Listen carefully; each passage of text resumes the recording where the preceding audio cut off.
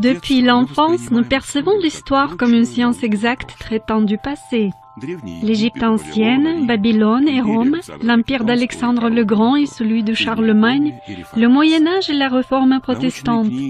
Des ouvrages scientifiques, des expositions de musées, des films et des romans historiques nous convainquent que l'on connaît tout sur ces périodes ainsi que sur d'autres, et que les historiens ont toutes les réponses pour quelqu'un de scrutateur.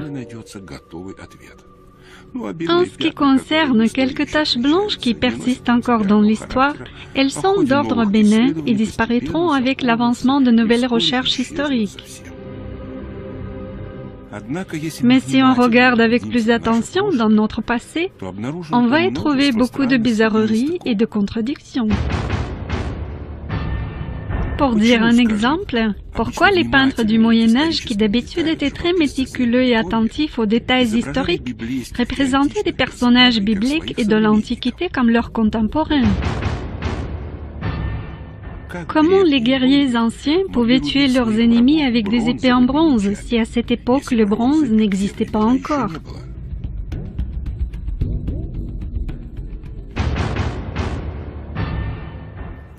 Et comment est-il possible que dans l'ancienne Égypte, on trouve des armes en fer?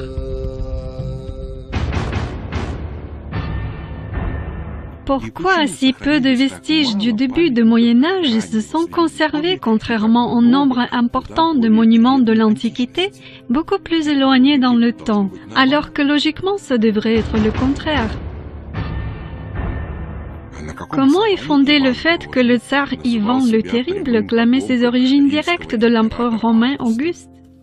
On pourrait croire que ce genre d'énigme devrait motiver les scientifiques pour des études plus sérieuses et approfondies de notre histoire, mais à ce jour ce n'est pas arrivé. C'est pourquoi forcément se pose la question. Connaissons-nous vraiment notre histoire?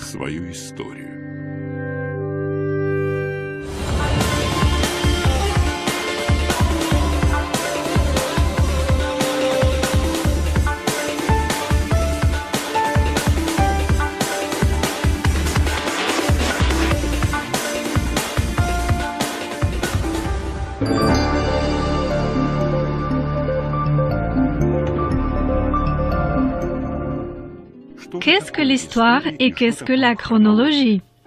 L'histoire, ce sont des faits du passé fixés sur une échelle temporelle, et la chronologie, c'est justement cette échelle temporelle.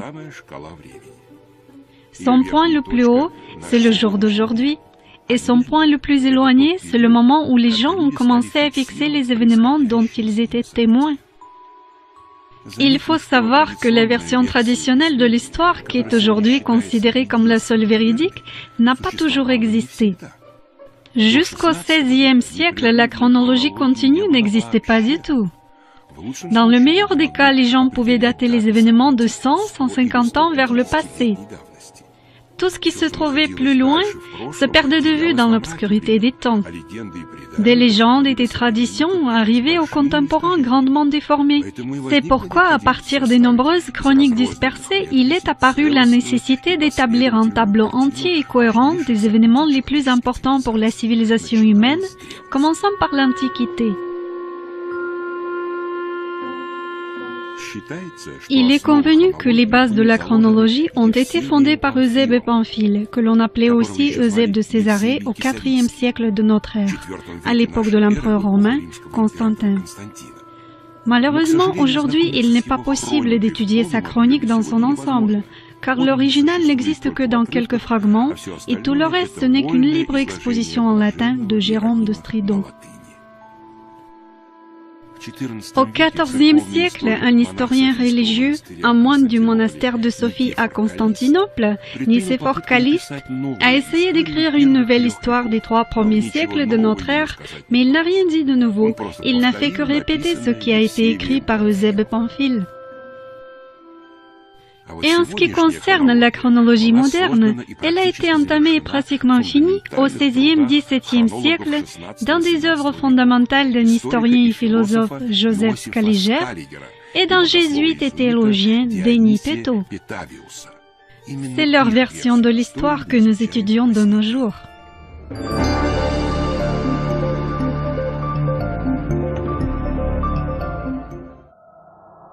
Sur quoi se base la version de la chronologie de Scaliger-Petto?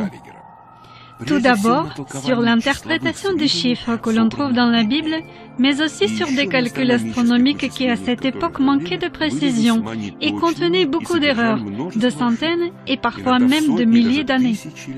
C'est de cette manière que sont apparues quelques dates de base sur lesquelles on a construit toute la chronologie. Prenons par exemple le jour de la création du monde, dont la date exacte a été le sujet de débat des théologiens durant des siècles. Les dates de la création du monde, c'est un matériel très intéressant que nous avons analysé. On a découvert qu'au XVIe-XVIIe siècle, il y avait plusieurs versions des dates de création du monde. Cette question n'est pas scolastique, car dans beaucoup de chroniques, c'est à partir de cette date qu'on calculait les dates d'autres événements. Il y a une dépendance directe entre la date de création du monde et la datation de beaucoup de textes, par exemple de Tite-Live, d'Hérodote ou de Thucydide. Il apparaît qu'au Moyen-Âge, il existait au moins une vingtaine de versions et les opinions sur la date de création du monde se trouvaient dans une fourchette de 3000 ans. Par conséquent, dans les datations des chroniques qui reposent sur ce mode de calcul d'années, apparaissent des variations de 3000 ans.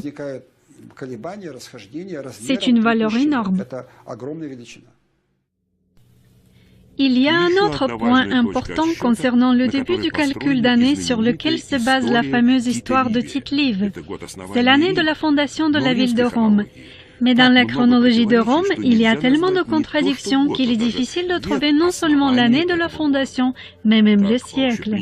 Selon la version admise aujourd'hui, la ville de Rome a été fondée au 8e siècle avant notre ère par les frères jumeaux Romulus et Rémus, qui ont été nourris par le lait d'une louve du Capitole, le symbole de cette ville.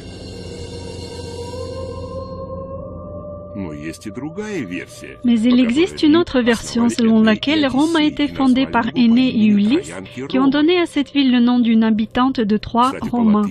D'ailleurs, c'est de cette manière que ce nom s'écrit en latin, Roma. En admettant cela, Rome a été fondée après la guerre de Troie, à laquelle ont participé Énée et Ulysse, c'est-à-dire au XIIIe siècle avant notre ère, et pas au 8e. Comment faire concorder ces deux versions? Logiquement, soit Rome a été fondée 500 ans plus tôt, soit la guerre de Troie a eu lieu 500 ans plus tard.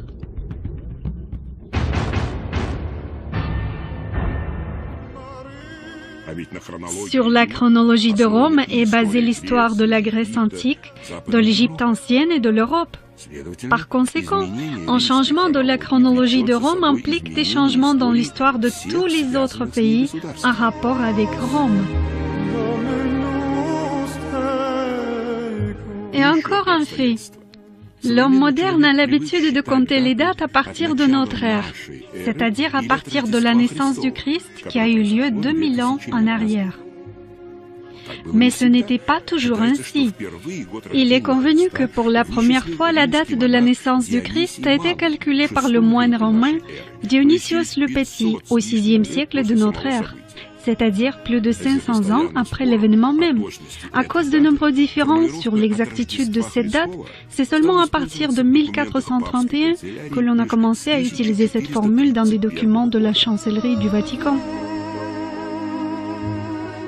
Laissons de côté toutes les méthodes d'obtention de cette date et étudions le détail le plus marquant dans la description de la naissance du Sauveur, l'étoile de Bethléem.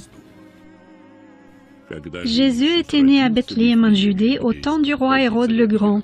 Or voici que des mages venus d'Orient arrivèrent à Jérusalem et demandèrent « Où est le roi des Juifs qui vient de naître ?» Nous avons vu se lever son étoile et nous sommes venus nous prosterner devant lui. Et voilà que l'étoile qu'ils avaient vue se lever les précédait. Elle vint s'arrêter au-dessus du lieu où se trouvait l'enfant. Évangile de Matthieu, chapitre 2, psaume 1, 2. D'après tous les signes astronomiques dans les évangiles, ici il est question de l'explosion d'une supernova, suite à laquelle dans la constellation du Taureau s'est formée la nébuleuse du Crabe.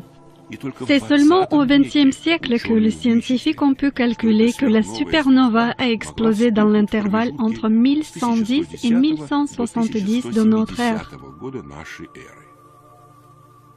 Et il y a 2000 ans, dans l'espace, rien de semblable n'aurait pu arriver. Globalement, la chronologie, ce n'est pas un savoir facile. Il faut connaître des façons différentes de noter les dates, comparer les anciens calendriers, savoir analyser les anciens éclipses. Les chroniqueurs du Moyen-Âge ne faisaient que les premiers pas dans ce domaine. Par exemple, beaucoup de chroniqueurs de 14e, 15e, 16e siècle dataient des événements d'après le jour de l'équinoxe. Le jour de l'équinoxe, c'est un événement très délicat. Sans appareil de mesure, il est très difficile d'établir avec exactitude à quel moment le jour est égal à la nuit. Une erreur d'une seule journée dans la chronologie se traduit par une erreur de centaines d'années. Si le chroniqueur se trompait de 5 jours, et dans les chroniques du XVe siècle on trouve des exemples de telles erreurs, alors il se trompait de 500-600 ans. C'est sur ce genre de calcul erroné que se base la chronologie de Scaliger, résultant en la version de l'histoire de l'humanité globalement admise aujourd'hui.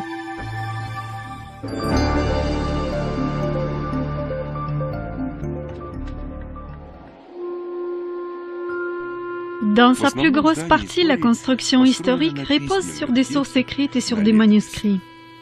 Mais les événements réels ont pu être reflétés de façon différente. Prenez l'exemple de différents au sujet de la date de la fondation de Rome. Il arrive que le même personnage soit appelé avec des noms différents dans des sources différentes.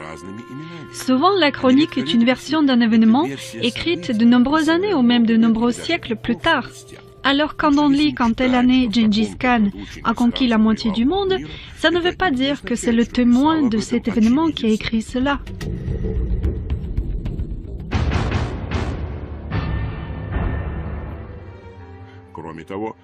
De plus, les mots et les noms pouvaient changer de sens. Par exemple, autrefois, les textes s'écrivaient sans les voyelles. Et certaines langues écrites, comme l'arabe par exemple, n'avaient même pas de signes pour désigner les voyelles. Naturellement, avec le temps, les voyelles non signalées s'oubliaient, se confondaient et étaient remplacées par d'autres. Quelque temps plus tard, un historien lisait un manuscrit et y voyait un mot réduit PRS. Qu'est-ce que ça voulait dire? Perse? Ou peut-être Paris? Ou encore Prusse?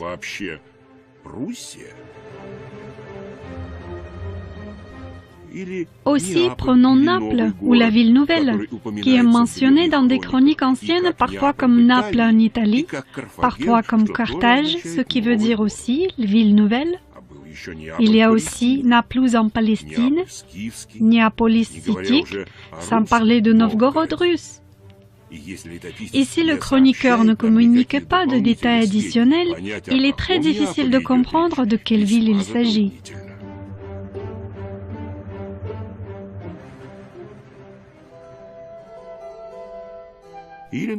Ou par exemple les noms. Dans un texte est mentionné un certain Charles.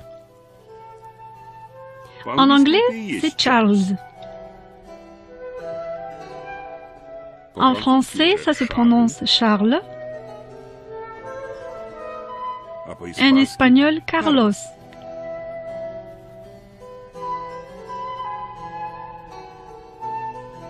De qui on parle alors?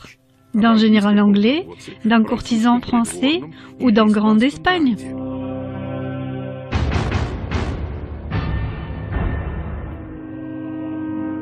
L'interprétation juste a aussi une grande importance dans la datation des textes anciens, ce qui n'est pas toujours de règle. Par exemple, jusqu'à nos jours, s'est conservé un grand nombre de listes de pharaons d'Égypte qui ne contiennent que des noms. Les dates et les actions n'y figurent pas. De plus, on n'est pas sûr qu'ils étaient tous des pharaons et non pas des dignitaires. En se basant sur ces noms, les égyptologues ont établi des dynasties innombrables, en accordant les durées de règne de façon très approximative et arbitraire, comptant 3 pharaons par siècle.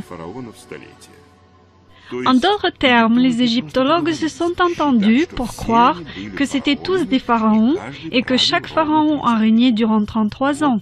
Voilà l'approche scientifique, entre guillemets. Globalement, cette attitude envers la chronologie s'est conservée jusqu'à nos jours. Aujourd'hui, dans la plupart des cas, les historiens se réfèrent à des tableaux créés avant eux, sans les vérifier, sans comprendre le fond, ni comment les dates sont arrivées dans ces tableaux. Mais ils savent qu'avec ces chiffres, on peut sortir un contenu pour un politicien qui a besoin de faire un discours, pour des manuels d'histoire ou pour un article scientifique. Ils piochent dans ces tableaux pour donner un aspect scientifique à leur fantaisie d'aujourd'hui.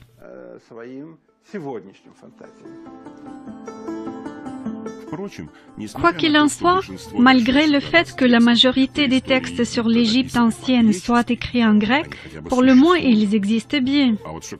Et en ce qui concerne l'histoire de l'Inde, dans ce cas, il n'y a aucun document historique auquel on pourrait attribuer une datation absolue.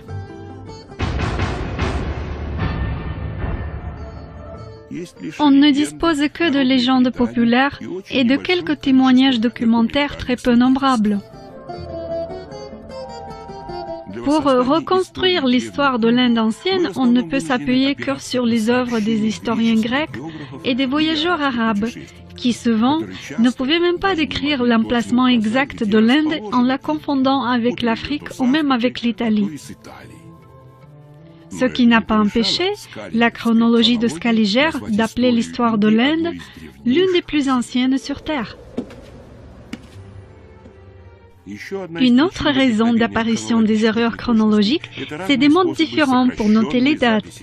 Par exemple, le IIIe siècle, à partir de la naissance du Christ, pouvait être appelé simplement le IIIe siècle du Christ et était noté X3, où X c'est la première lettre du mot Christ. Au Moyen-Âge, la lettre X a été l'abréviation la plus répandue du nom du Christ. Par conséquent, le premier siècle a été noté comme X1, le deuxième X2, et ainsi de suite. Probablement, ce sont ces abréviations qui ont donné la façon de noter les siècles répandus de nos jours.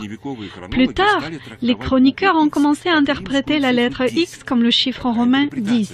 Cette interprétation rajoute automatiquement à une date 1000 ans, et le IIIe siècle se transforme en XIIIe siècle. Une autre façon de raccourcir le nom de Jésus-Christ, c'est la lettre I, la première lettre du nom Iesous. Il apparaît alors que la date qui aujourd'hui est interprétée comme l'an 1300, à l'origine pouvait signifier I300, soit l'an 300 à partir de Jésus ou l'an 300 de notre ère.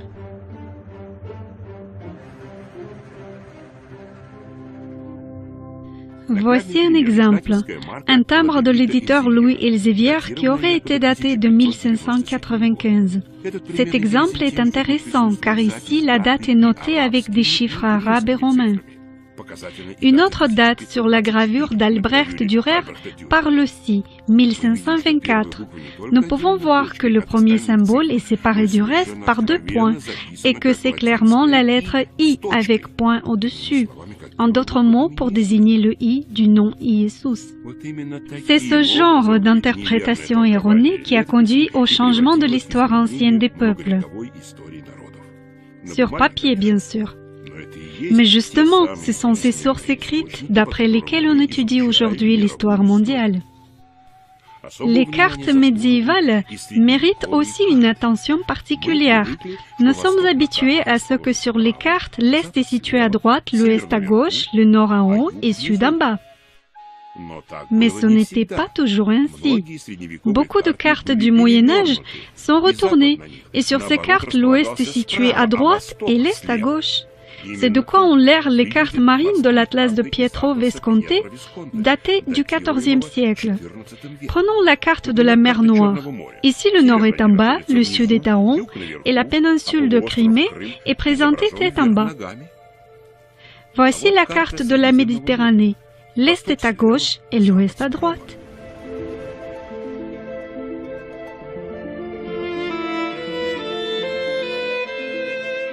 La carte d'Espagne et de l'Afrique. L'Afrique est en haut et l'Espagne est en bas. Voici la carte retournée de France et d'Angleterre. La France est à gauche, l'Angleterre est à droite. Sur les cartes anciennes, on peut voir beaucoup de choses intéressantes qui ne correspondent pas à la version historique traditionnelle. Premièrement, la géographie médiévale a été très changeante. On pouvait appeler des villes différentes avec les mêmes noms. Les rattachements modernes des événements historiques à des lieux précis ne sont pas toujours justes, car ils correspondent aux idées contemporaines des historiens au sujet des appellations des lieux. Mais si on ouvre des cartes, on voit un tableau tout à fait différent. Voici une carte de l'Encyclopédie britannique de 1771. On peut voir que l'Empire russe est présenté ici comme plusieurs pays différents. Le pays le plus grand, c'est la Tartarie moscovite avec capitale à Tobolsk. Sa surface est 3 fois plus grande que la surface de la Russie avec la capitale à Saint-Pétersbourg. Il y a aussi la Tartarie indépendante avec Samarcande pour capitale et la Tartarie chinoise avec la capitale à Qingyang. Il est peu probable que ces données soient fantaisistes, car la Britannica, c'était le sommet des connaissances encyclopédiques de son époque. Pourquoi alors nous ne savons rien de ces pays aujourd'hui? D'ailleurs, comment l'appellation de Tartarie peut être présente sur des cartes du XVIIIe siècle si, d'après la version officielle de l'histoire, à cette époque, le joug tataro-mongol n'existait plus depuis 300 ans? C'est à contre-cœur que les historiens modernes discutent au sujet des bizarreries et des énigmes de leur version historique, mentionnées plus haut, et de milliers d'autres. Dans des musées, on peut remarquer que tant que vous posez des questions standards et simples, on vous répond volontiers. Mais des questions concernant des dates ou ce type de bizarrerie provoquent une irritation, même chez les guides, sans parler des employés de ces musées.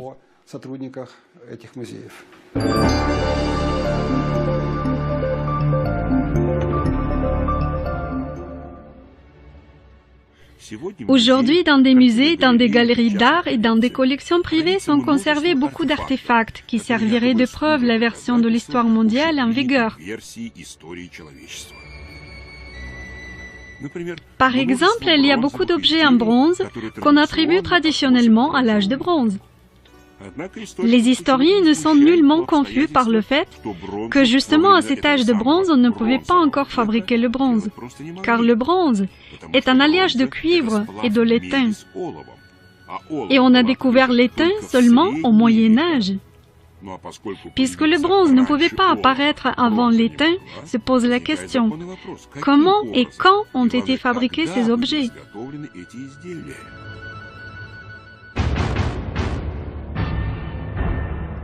Comment expliquer le fait que dans la pyramide de Khéops, on ait trouvé des objets métalliques? D'où sort le fer dans l'ancienne Égypte? Les historiens campent sur leur position en disant que ce fer de météorite serait tombé du ciel. Probablement, de temps à autre en Égypte, on pouvait en effet trouver des météorites contenant du fer. Mais les recherches effectuées au XXe siècle affirment que ce fer a été élaboré de façon industrielle. Des trouvailles semblables ont été faites dans le tombeau de Toutankhamon. Sur la momie du pharaon qui aurait vécu au XIVe siècle d'avant notre ère, on a trouvé des poignards en or et en fer. Une énigme de plus parmi maintes autres. Il est connu que le verre est un matériel amorphe qui se cristallise en l'espace de 5-6 siècles et devient opaque et trouble. D'ailleurs, c'est la raison pour laquelle on est en train de perdre les célèbres vitrages de la cathédrale de Reims en France. Comment expliquer alors que des récipients en verre qui auraient été fabriqués 5, 10 ou même 15 siècles en arrière, d'après les affirmations des historiens, n'ont pas perdu leur aspect d'origine? Il se peut qu'il n'y ait aucune énigme. Tout simplement, l'âge de ces objets est surestimé. Dans ce cas, les choses s'expliquent. Je pense que l'histoire manque de logique. Je dirais qu'aujourd'hui, il faut enseigner l'histoire, comme d'ailleurs beaucoup d'autres matières sociales, en y intégrant la logique. Vous savez, dans l'ancienne école, encore dans la première moitié du XXe siècle, il existait une matière spéciale, la logique. Malheureusement, aujourd'hui, on ne l'enseigne plus. Moi, je la remettrai en place et je ferai en sorte que la logique soit intégrée dans l'histoire au lieu d'être bafouée.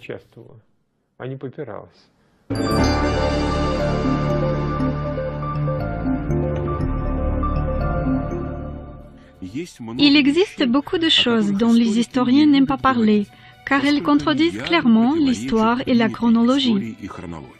Regardons par exemple un sujet très répandu dans la peinture médiévale, le Golgotha et la Passion du Christ. Comment les peintres dessinaient ces sujets? Il apparaît qu'ils étaient convaincus que la Palestine était verdoyante et que Jérusalem était située au bord d'un grand fleuve ou d'un détroit. Voici la cathédrale du Saint-Laurent à Nuremberg. Sur une des toiles, on voit la descente du Sauveur de la croix. Regardez, on peut bien voir un large fleuve bleu et des collines.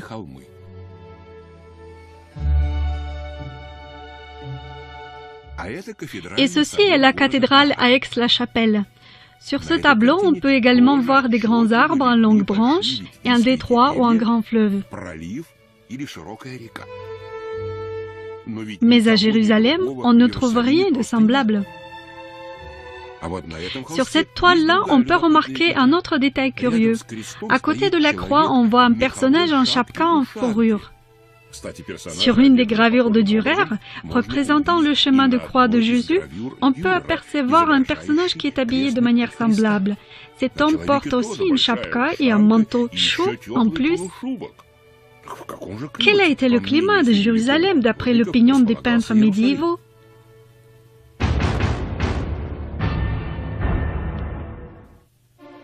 Nous sommes en Suède, dans le musée du Palais Royal à Uppsala.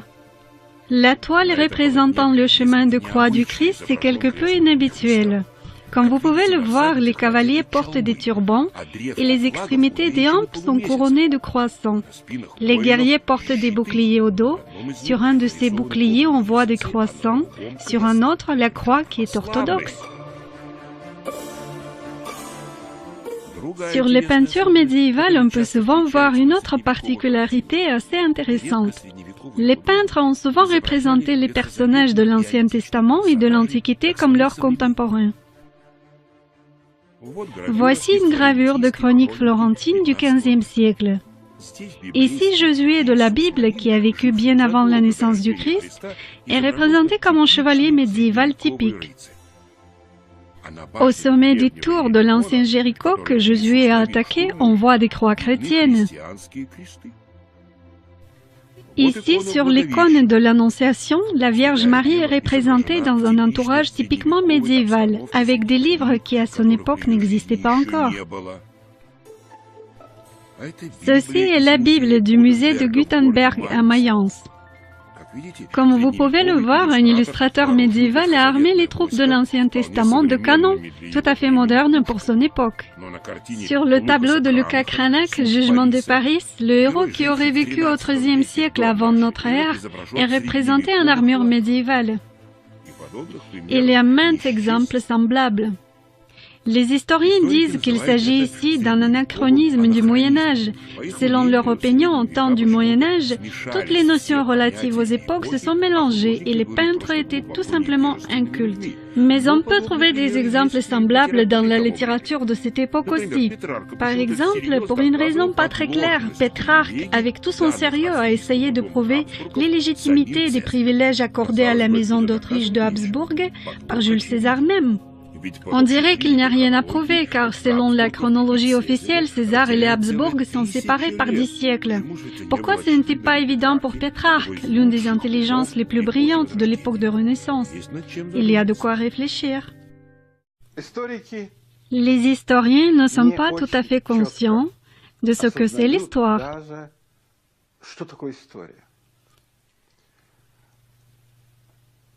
Ils ne font pas vraiment la différence entre des faits réels du passé qui n'est plus à notre portée, qui aujourd'hui n'est disponible que dans des mémoires ou dans des artefacts, et entre l'histoire qui est contenue dans des bouquins qui sont écrits par des historiens, c'est-à-dire une version qu'on peut lire, éprouvée à la suite de sentiments de colère ou d'adoration, Ce sont des choses différentes et les historiens ne le comprennent pas. Nous avons un autre problème dont on ne parle pas souvent, c'est la falsification. C'est triste, mais c'est le fait. Les anciens objets sont loin d'être tous des objets authentiques. Le plus souvent, les faux s'introduisent dans l'espace culturel discrètement. Si le faux n'a pas été dévoilé durant la première génération, il devient alors authentique pour les descendants. Par exemple, l'une des falsifications les plus scandaleuses de ces derniers temps, c'est la falsification des fresques à l'Hospice du Saint-Esprit à l'église de Sainte-Marie à Lübeck. Suite au bombardement en 1942 de l'église, une partie du plâtre s'est effondrée.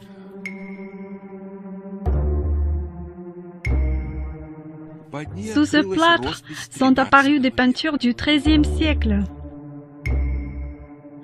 En 1948, après la guerre, on a décidé de restaurer ces fresques et pour cela on a engagé un certain Dietrich Fey, qui avait déjà un casier pour la falsification d'œuvres d'art. Fey a ensuite engagé un assistant, Lothar Malskat, qui était également un grand spécialiste des faux. Après la fin des travaux, Fey et Malskat ont déclaré que dans une partie de l'église, ils ont réussi à découvrir des peintures anciennes qui étaient cachées sous des couches plus récentes.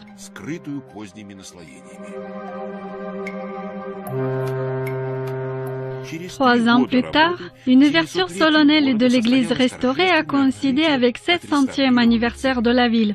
Pour marquer cet événement, on a même sorti un timbre spécial. Il aurait été possible que ces fresques soient toujours considérées comme authentiques si l'administration avait remis une distinction aux 2 spécialistes. Mais seul Dietrich Fey a été récompensé et Malskat n'a rien reçu. Il s'est vexé et a avoué en public qu'à la demande de Fey, il a enlevé les fresques du XIIIe siècle et refait des nouvelles par-dessus, d'après des photos conservées. Une commission spéciale a étudié les fresques et s'est prononcée sur le mensonge de Malskat. Quand le restaurateur virtuose a demandé aux membres de la commission de regarder plus attentivement les visages des saints, la commission s'est écriée. Les saints avaient les visages de Gengis Khan,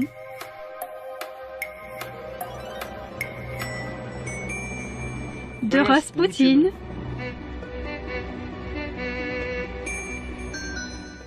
de Marlène Dietrich et même de la sœur de Malskat.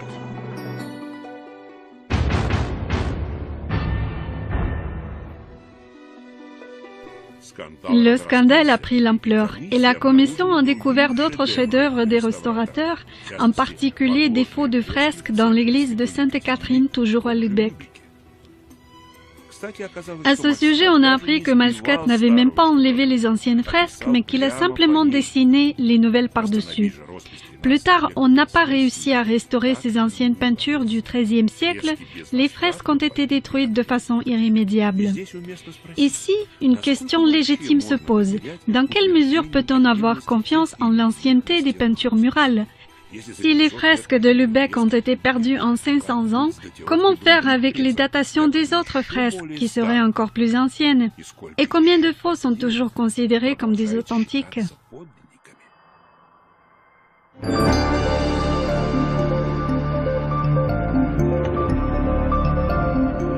La majorité des historiens russes et occidentaux sont persuadés que les Russes c'est une des ethnies les plus jeunes sur Terre et qu'à l'époque de César ou d'Alexandre le Grand, les Russes se baladaient encore dans des forêts vêtues de peaux de bêtes.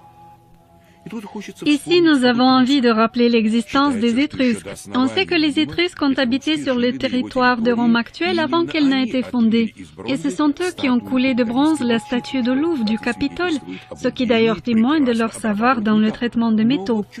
Il est tout de même étrange qu'après avoir laissé de nombreux textes gravés, de jolis objets, des statues et même des villes bien fortifiées telles que Capoue, Florence, Bologne, les Étrusques ont sombré dans l'inconnu. En ce qui concerne les textes laissés, de nombreuses générations de scientifiques auraient travaillé là-dessus sans résultat. Il existe même un proverbe en italien, Etrusca non ligatur, ce qu'on peut traduire comme l'étrusque est illisible. Il est encore plus étonnant qu'au XIXe siècle en Russie, on avait déjà appris à lire l'étrusque grâce à Tadeusz Wolanski. Ce dernier a supposé que l'étrusque est proche de la langue slave. Il a même établi un alphabet étrusque. Il n'y a rien d'étonnant, car il est apparu qu'un tiers des lettres étrusques correspondent à des lettres cyrilliques. Si on utilise l'alphabet de Wolanski, certaines des écritures illisibles deviennent claires pour les Russes, même sans traduction. Jugez-en par vous-même. Voici un original d'un texte étrusque.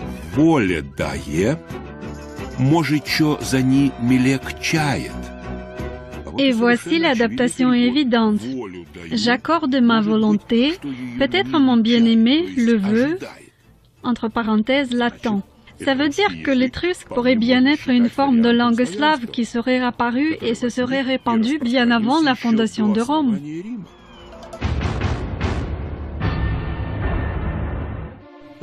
Ceci nous conduit pour le moins à une révision de l'histoire de l'humanité, mais aussi à un changement du regard traditionnel qu'on porte sur les Slaves, qui à l'époque de l'essor des grandes civilisations européennes auraient vécu dans l'arrière-cour de l'Europe et n'auraient joué aucun rôle dans l'histoire mondiale. Puisqu'à l'époque de l'ouverture des universités en Occident, la Russie se serait encore trouvée sous le joug des Tatars barbares. On nous dit que la horde des nomades sauvages serait sortie des steppes sableuses et des déserts rocheux sur le territoire de Mongolie, qu'elle aurait fait des milliers de kilomètres et atteint la Russie, qu'elle aurait conquis un État puissant et se serait répandue encore plus loin en conquérant certains pays de l'Europe de l'Ouest, qu'elle serait allée encore plus loin et aurait atteint l'Égypte où elle aurait fondé la dynastie des Mamelouks, après quoi elle serait mystérieusement disparue en ayant laissé l'Empire mongol, cimenté on ne sait pas trop par qui ni comment. Après 300 ans de son règne, l'empire de Gengis Khan n'a laissé ni chronique ni document d'État en langue mongole. Peut-être a-t-on perdu tous les documents de cette époque? Non. Des chartes des grands souverains, des testaments spirituels, des documents d'église se sont conservés, mais uniquement en russe. Comment est-ce possible? Ils ont régné sans avoir rien laissé comme témoignage. Il se trouve que le scientifique russe Lev Gumilov a eu peut-être raison en disant que l'histoire du joug mongol a été inventée au XVIIIe siècle sous l'influence des idées sur les origines soi-disant d'esclaves des Russes. Les auteurs de cette idée, ce sont des étrangers, Müller et Schlosser, qui ont tout simplement répondu à une demande politique.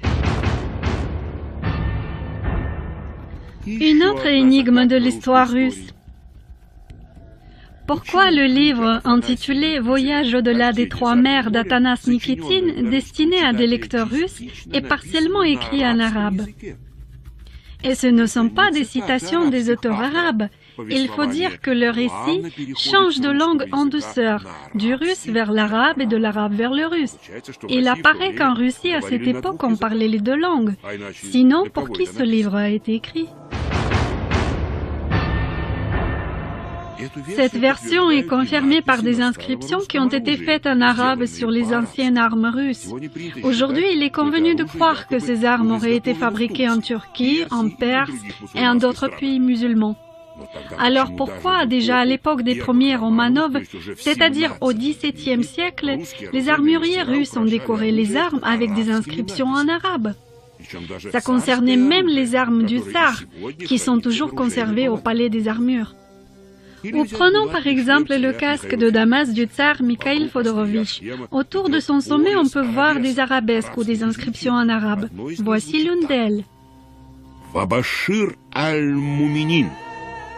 Ce qui se traduit et annonce la bonne nouvelle aux croyants.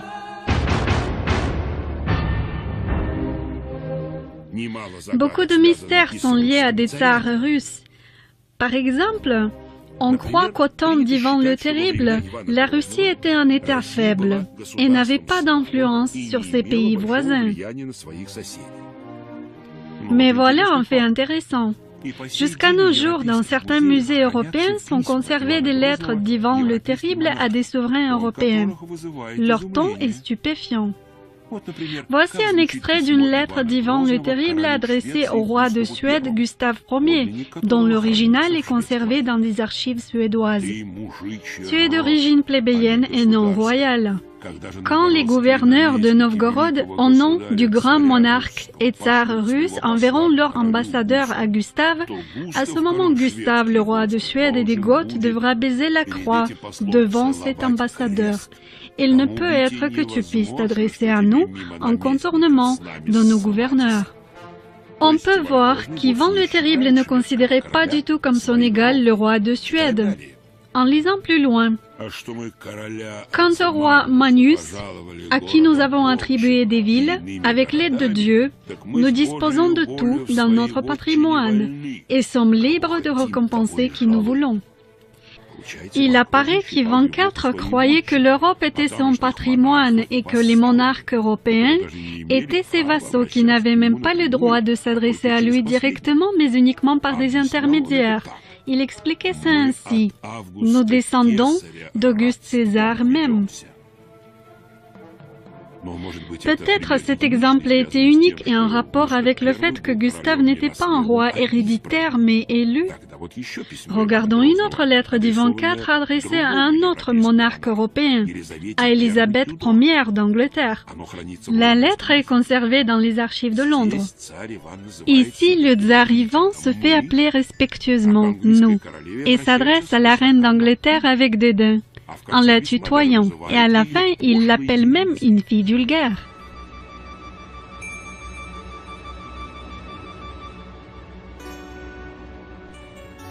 Les historiens expliquent ce ton désobligeant par une maladie psychique d'Ivan le Terrible. Pourquoi alors les monarques européens reconnaissaient-ils son pédigré? Pouvait-il en effet être le descendant de l'empereur Auguste? Ils sont quand même séparés par 1500 ans, ou par moins d'années que ça.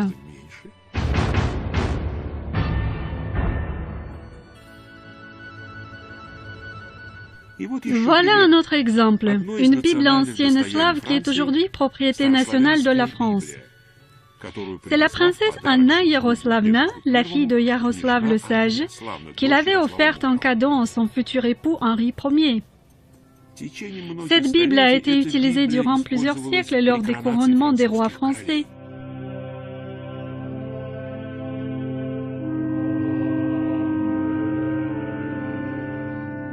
Pourquoi une Bible slave est-elle devenue une relique de famille des rois catholiques? Il faut dire que Henri Ier s'est déplacé en personne vers la frontière pour accueillir sa fiancée. Pour le roi français, ce mariage était plus honorable que pour la princesse russe.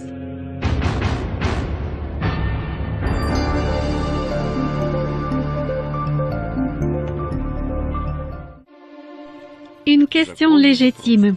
Est-il réellement possible que durant des siècles, les meilleurs esprits de leur époque n'aient jamais remarqué les nombreuses contradictions de l'histoire? Bien sûr que non. Chaque nouvelle génération de scientifiques avait éprouvé des difficultés pour accorder des chroniques sources avec la version de Scaliger-Peto. Isaac Newton. Au début du XVIIIe siècle, Isaac Newton a sérieusement transformé la chronologie de Scaliger en se basant sur les idées des sciences exactes. Globalement, la chronologie de Newton est plus courte que celle en vigueur aujourd'hui. Il a déplacé plus haut sur une échelle temporelle la majorité des événements datés de l'époque d'avant Alexandre le Grand, en d'autres mots, il les a rajeunis. Cette révision de la chronologie de Scaliger n'est pas aussi radicale que dans des travaux de scientifiques plus récents. Mais Newton a compris de façon juste dans quelle direction il fallait changer la chronologie. Même s'il n'a pas avancé au-delà de notre ère, il croyait qu'à partir du IVe siècle de notre ère, la chronologie était juste. Jean Hardouin. Déjà en 1690, le directeur de la Bibliothèque royale française, professeur de théologie Jean Hardouin, a affirmé que la majorité des ouvrages antiques étaient des faux écrits par des moines au XIIIe siècle. À son époque, Hardouin jouissait d'une grande notoriété non seulement en tant que théologien, mais aussi en tant que spécialiste en archéologie, en philologie et en d'autres sciences. Mikhail Lomonosov. Au milieu du XVIIIe siècle, Lomonosov a pris la parole contre la nouvelle version de l'histoire russe qui a été créée sous ses yeux par les Allemands Müller et Bayer. Il a soumis à une critique rude une dissertation de Müller qui venait de paraître au sujet de l'origine du nom et du peuple russe. Il a également déprécié les travaux de Bayer sur l'histoire russe. Je crois qu'il ressemble grandement à un chaman idolâtre qui, après avoir fumé de la jusquiame et du datura, donne des réponses obscures, douteuses, incompréhensibles et sauvages. Ainsi a commencé la bataille pour l'histoire russe. Robert Baldauf. Un philologue allemand du XIXe siècle, Robert Baldauf, en étudiant la poésie antique d'Homère, de Sophocle et d'Aristote, a découvert que le style de ses œuvres ressemblait beaucoup au style des troubadours du Moyen-Âge. Et dans le latin d'Horace, on voit l'influence des langues italiennes et allemandes. Baldauf est arrivé à la conclusion que tous ces auteurs antiques étaient en réalité des humanistes italiens de l'époque de la Renaissance. Theodor Mommsen. Un historien allemand du XIXe siècle, Theodor Mommsen a été un des plus grands représentants du courant scientifique qui a été nommé l'hypercriticisme. Mommsen a écrit au sujet des contradictions flagrantes dans la chronologie romaine. C'est lui qui a attiré l'attention sur le fait que la datation de la fondation de Rome, selon les sources, différait de 500 ans. Nikolai Morozov. Le destin de Nikolai Alexandrovitch Morozov n'a pas été simple. À l'âge de 20 ans, Morozov a adhéré à l'organisation anarchiste russe Volonté du peuple. En 1881, il a été condamné à la réclusion en perpétuité dans la forteresse d'Oreshek. À cet endroit, il a étudié seul la chimie, la physique, l'astronomie, les maths et l'histoire. Il a été libéré en 1905 après avoir passé presque 25 ans en prison. Après sa libération, il s'est consacré à des activités scientifiques et pédagogiques. Après la révolution de 1917, il est devenu directeur de l'Institut des sciences exactes de Pёtr-Lesgav. Morozov a avancé et partiellement fondé une hypothèse fondamentale selon laquelle la chronologie de Scaliger de l'Antiquité a été artificiellement rallongée et qu'il faut la revoir jusqu'au VIe siècle de notre ère. Cette hypothèse s'est basée sur des découvertes de doublons. Qu'est-ce que ça veut dire? Morozov a supposé que dans des textes historiques différents, les mêmes événements ont été datés différemment. Ça aurait pu arriver à cause d'adaptations, de traductions par des chroniqueurs différents. C'est pourquoi le même événement a été perçu comme plusieurs événements différents sans rapport entre eux. Ces événements ont été placés sur une échelle temporelle indépendamment les uns des autres, ce qui a conduit à l'apparition dans la chronologie de doublons ou de réflexions fantômes des périodes historiques réelles. Dans des chroniques d'époques différentes figurent des dynasties et des rois avec des biographies drôlement ressemblantes. Par exemple, Auguste Octavien et Constantin Ier. Tous les deux étaient d'origine modeste et des guerriers vaillants, remarqués pour leur intelligence et leur courage par les empereurs précédents, respectivement par César et par Dioclétien. Tous les deux avaient des co-dirigeants à cause de qui ont été initiées des guerres, dans lesquelles tous les deux ont été vainqueurs et sont devenus des souverains. On y trouve encore beaucoup de coïncidences, y compris la mort. Tous les deux sont subitement tombés malades et sont morts en route. On peut effectuer des parallèles semblables chez d'autres pères d'empereurs. Finalement, est-ce tellement important de connaître la vraie histoire? Au fond, quelle est la différence pour des gens profanes en quelle année était fondée Rome? 500 ans plus tôt ou plus tard? Quand a eu lieu la guerre du Péloponnèse et encore des centaines d'autres guerres? Quel rapport a tout ça avec la vie quotidienne des petites gens, avec leurs problèmes et soucis? Est-ce que la nouvelle histoire rendra les gens plus heureux? Donnera-t-elle plus de réussite ou de richesse? De notre point de vue, la chronologie constitue un ossement de l'histoire. C'est son échine.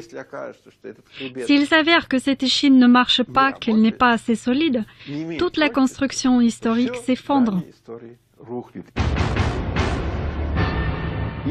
C'est pourquoi les historiens ont tellement peur de notre critique de la chronologie actuelle. Dans l'histoire ne sont pas rares des exemples où des décisions politiques, je dirais des décisions de haute responsabilité qui ont conduit à des résultats catastrophiques, ont été prises sur le fondement des jours de la création du monde, dont la date exacte a été le sujet de débat des théologiens durant des siècles. Les dates de la création du monde, c'est un matériel très intéressant que nous avons analysé.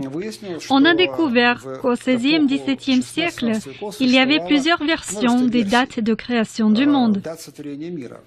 Cette question n'est pas scolastique, car dans beaucoup de chroniques, c'est à partir de cette date qu'on calculait les dates d'autres événements. Il y a une dépendance directe entre la date de création du monde et la datation de beaucoup de textes, par exemple de Tite-Live, d'Hérodote ou de Thucydide. Il apparaît qu'au Moyen-Âge, il existait au moins une vingtaine de versions et les opinions sur la date de création du monde se trouvaient dans une fourchette de 3000 ans. Par conséquent, dans les datations des chroniques qui reposent sur ce mode de calcul d'années, apparaissent des variations de 3000 ans. C'est une valeur énorme. Il y a un autre point important concernant le début du calcul d'année sur lequel se base la fameuse histoire de Tite-Live. C'est l'année de la fondation de la ville de Rome.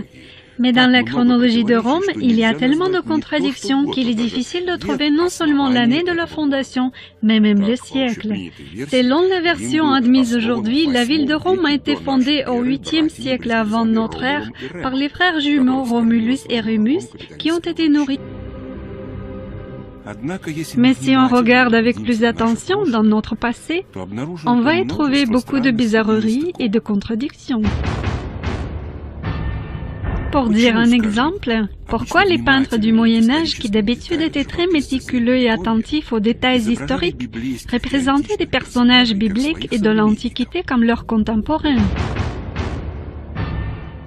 Comment les guerriers anciens pouvaient tuer leurs ennemis avec des épées en bronze, si à cette époque le bronze n'existait pas encore?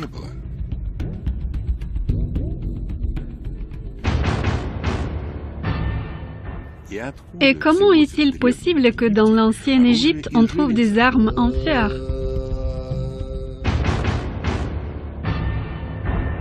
Pourquoi si peu de vestiges du début du Moyen-Âge se sont conservés contrairement au nombre important de monuments de l'Antiquité, beaucoup plus éloignés dans le temps, alors que logiquement ce devrait être le contraire? Comment est fondé le fait que le tsar Ivan le Terrible clamait ses origines directes de l'empereur romain Auguste? On pourrait croire que ce genre d'énigme devrait motiver les scientifiques pour des études plus sérieuses et approfondies de notre histoire, mais à ce jour ce n'est pas arrivé. C'est pourquoi forcément se pose la question. Connaissons-nous vraiment notre... et même de la sœur de Malskat?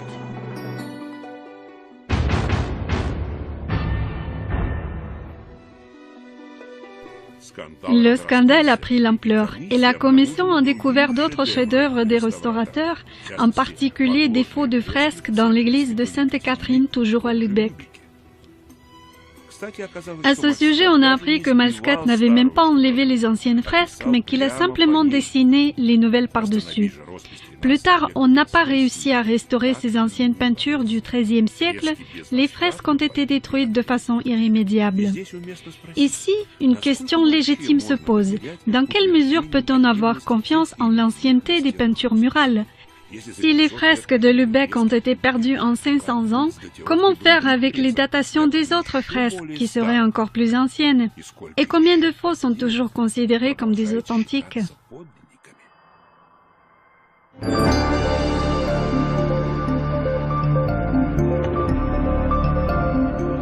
La majorité des historiens russes et occidentaux sont persuadés que les Russes c'est une des ethnies les plus jeunes sur Terre et qu'à l'époque de César ou d'Alexandre le Grand, les Russes se baladaient encore dans des forêts vêtues de peaux de bêtes. Ici, nous avons envie de rappeler l'existence des Étrusques. On sait que les Étrusques ont habité sur le territoire de Rome actuel avant qu'elle n'ait été fondée. Les auteurs de cette idée, ce sont des étrangers, Müller et Schlosser, qui ont tout simplement répondu à une demande politique. Une autre énigme de l'histoire russe. Pourquoi le livre intitulé « Voyage au-delà des trois mers » d'Atanas Nikitine, destiné à des lecteurs russes, est partiellement écrit en arabe? Et ce ne sont pas des citations des auteurs arabes. Il faut dire que le récit change de langue en douceur, du russe vers l'arabe et de l'arabe vers le russe. Il apparaît qu'en Russie, à cette époque, on parlait les deux langues. Sinon, pour qui ce livre a été écrit? Cette version est confirmée par des inscriptions qui ont été faites en arabe sur les anciennes armes russes. Aujourd'hui, il est convenu de croire que ces armes auraient été fabriquées en Turquie, en Perse et en d'autres pays musulmans. Alors pourquoi, déjà à l'époque des premiers Romanov, c'est-à-dire au XVIIe siècle, les armuriers russes ont décoré les armes avec des inscriptions en arabe? Ça concernait même les armes du tsar, qui sont toujours conservées au palais des armures. Ou prenons par exemple le casque de Damas du tsar Mikhail Fodorovitch. Autour de son sommet, on peut voir des arabesques ou des inscriptions en arabe. Voici l'une d'elles. Ce qui se traduit par 1500 ans, ou par moins d'années que ça.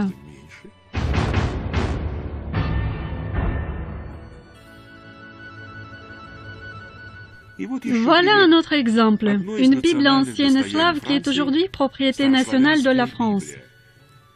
C'est la princesse Anna Yaroslavna, la fille de Yaroslav le Sage, qui l'avait offerte en cadeau à son futur époux Henri Ier. Cette Bible a été utilisée durant plusieurs siècles lors des couronnements des rois français.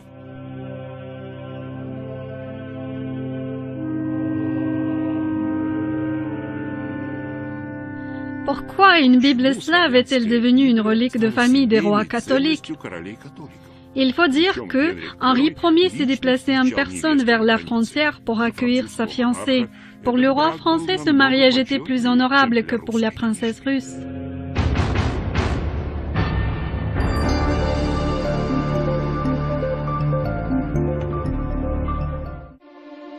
Une question légitime. Est-il réellement possible que durant des siècles, les meilleurs esprits de leur époque n'aient jamais remarqué les nombreuses contradictions de l'histoire? Bien sûr que non. Chaque nouvelle génération de scientifiques avait éprouvé des difficultés pour raccorder des chroniques sources avec la version de Scaliger-Peto. Isaac Newton en haut et l'Espagne est en bas. Voici la carte retournée de France et d'Angleterre. La France est à gauche, l'Angleterre est à droite. Sur les cartes anciennes, on peut voir beaucoup de choses intéressantes qui ne correspondent pas à la version historique traditionnelle.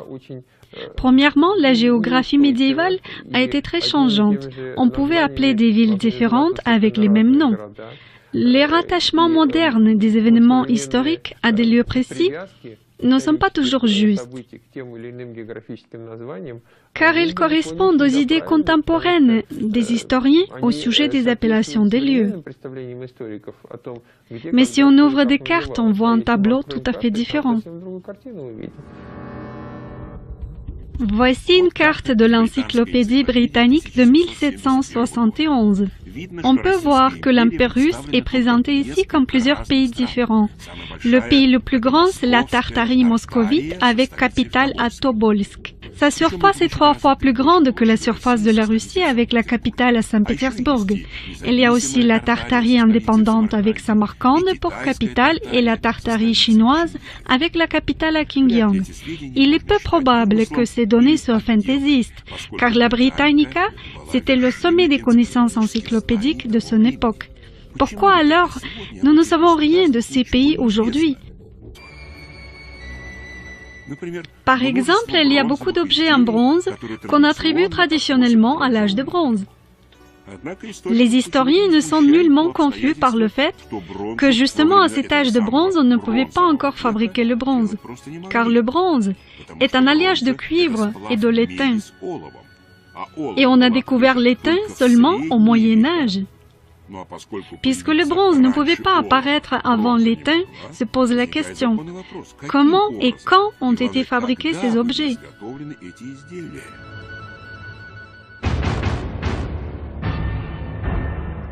Comment expliquer le fait que dans la pyramide de Khéops, on ait trouvé des objets métalliques? D'où sort le fer dans l'ancienne Égypte? Les historiens campent sur leur position en disant que ce fer de météorite serait tombé du ciel. Probablement, de temps à autre en Égypte, on pouvait en effet trouver des météorites contenant du fer. Mais les recherches effectuées au XXe siècle affirment que ce fer a été élaboré de façon industrielle. Des trouvailles semblables ont été faites dans le tombeau de Toutankhamon. Sur la momie du pharaon qui aurait vécu au XIVe siècle d'avant notre ère, on a trouvé des poignards en or et en fer.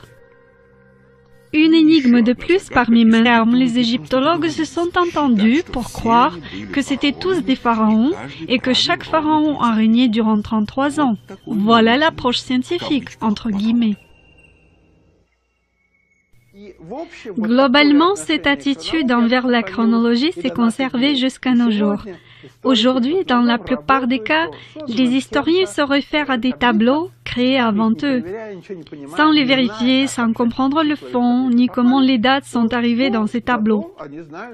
Mais ils savent qu'avec ces chiffres, on peut sortir un contenu pour un politicien qui a besoin de faire un discours, pour des manuels d'histoire ou pour un article scientifique. Ils piochent dans ces tableaux pour donner un aspect scientifique à leur fantaisie d'aujourd'hui.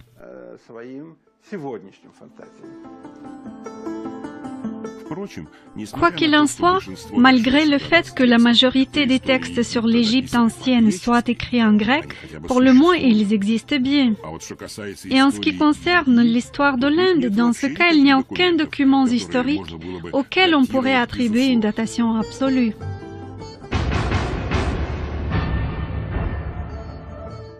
On ne dispose que de légendes populaires et de quelques témoignages documentaires très peu nombrables.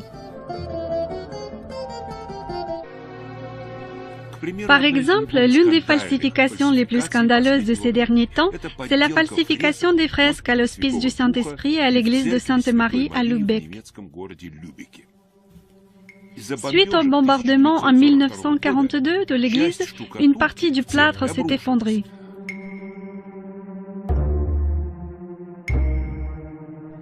Sous ce plâtre sont apparues des peintures du XIIIe siècle. En 1948, après la guerre, on a décidé de restaurer ces fresques et pour cela on a engagé un certain Dietrich Fey, qui avait déjà un casier pour la falsification d'œuvres d'art. Fey a ensuite engagé un assistant, Lothar Malskat, qui était également un grand spécialiste des faux.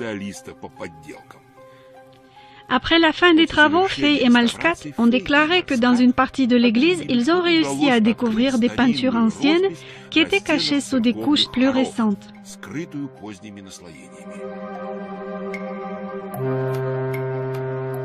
3 ans plus tard, une ouverture solennelle de l'église restaurée a coïncidé avec le 700e anniversaire de la ville. Pour marquer cet événement, on a même sorti un timbre spécial. Il aurait été possible que ces fresques soient toujours considérées comme authentiques si l'administration avait remis une distinction aux 2 spécialistes. Mais seul Dietrich Fey était réticent. Laissons de côté toutes les méthodes d'obtention de cette date et étudions le détail le plus marquant dans la description de la naissance du Sauveur, l'étoile de Bethléem. Jésus était né à Bethléem en Judée au temps du roi Hérode le Grand. Or voici que des mages venus d'Orient arrivèrent à Jérusalem et demandèrent « Où est le roi des Juifs qui vient de naître ?» Nous avons vu se lever son étoile et nous sommes venus nous prosterner devant lui. Et voilà que l'étoile qu'ils avaient vue se lever les précédait. Elle vint s'arrêter au-dessus du lieu où se trouvait l'enfant. Évangile de Matthieu, chapitre 2, psaume 1, 2. D'après tous les signes astronomiques dans les évangiles, ici il est question de l'explosion d'une supernova, suite à laquelle dans la constellation du Taureau s'est formée la nébuleuse du Crabe. C'est seulement au XXe siècle que les scientifiques ont pu calculer que la supernova a explosé dans l'intervalle entre 1110 et 1170 de notre ère. Et il y a 2000 ans, dans l'espace, rien de semblable n'aurait pu arriver. Globalement, la chronologie, ce n'est pas un savoir facile. Il faut connaître des façons différentes de noter les dates, comparer les anciens calendriers, savoir analyser les anciens éclipses.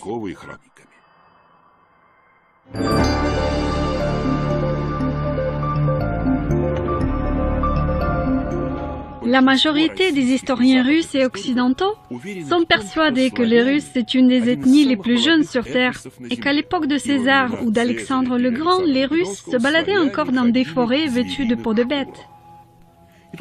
Ici, nous avons envie de rappeler l'existence des Étrusques. On sait que les Étrusques ont habité sur le territoire de Rome actuel avant qu'elle n'ait été fondée. Et ce sont eux qui ont coulé de bronze la statue de Louvre du Capitole, ce qui d'ailleurs témoigne de leur savoir dans le traitement des métaux. Il est tout de même étrange qu'après avoir laissé de nombreux textes gravés, de jolis objets, des statues et même des villes bien fortifiées telles que Capoue, Florence, Bologne, les Étrusques ont sombré dans l'inconnu. En ce qui concerne les textes laissés, de nombreuses générations de scientifiques auraient travaillé là-dessus sans résultat. Il existe même un proverbe en italien, Etrusca non ligatur, ce qu'on peut traduire comme l'étrusque est illisible.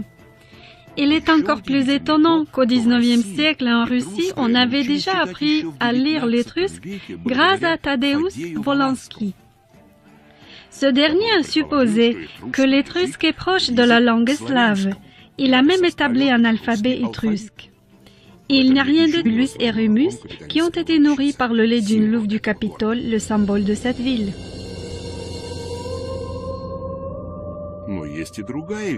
Mais il existe une autre version selon laquelle Rome a été fondée par Énée et Ulysse, qui ont donné à cette ville le nom d'une habitante de Troie, Roma.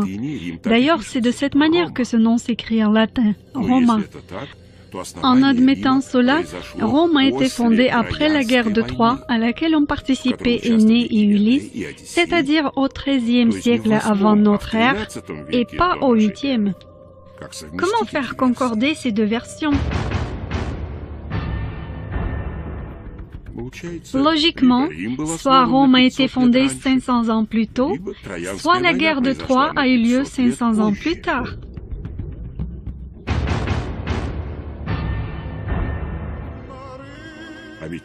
Sur la chronologie de Rome est basée l'histoire de la Grèce antique, de l'Égypte ancienne et de l'Europe. Par conséquent, un changement de la chronologie de Rome implique des changements dans l'histoire de tous les autres pays en rapport avec Rome. Et encore un fait. L'homme moderne a l'habitude de compter les dates à partir de notre ère, c'est-à-dire à partir de la naissance du Christ qui a eu lieu 2000 ans en arrière. Mais ce n'était pas toujours ainsi. Ils pouvaient tuer leurs ennemis avec des épées en bronze, si à cette époque le bronze n'existait pas encore.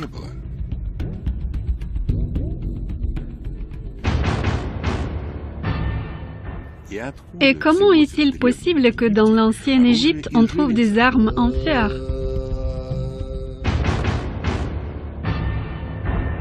Pourquoi si peu de vestiges du début du Moyen-Âge se sont conservés contrairement au nombre important de monuments de l'Antiquité, beaucoup plus éloignés dans le temps, alors que logiquement ce devrait être le contraire?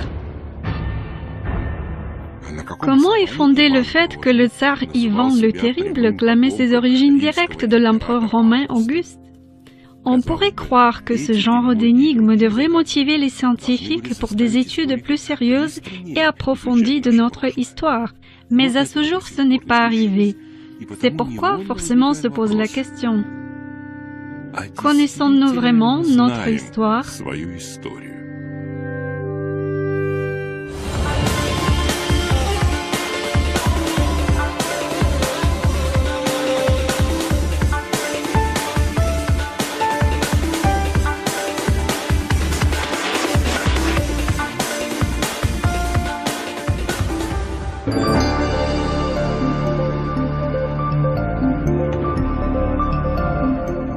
souvent représenter les personnages de l'Ancien Testament et de l'Antiquité comme leurs contemporains. Voici une gravure de chronique florentine du XVe siècle.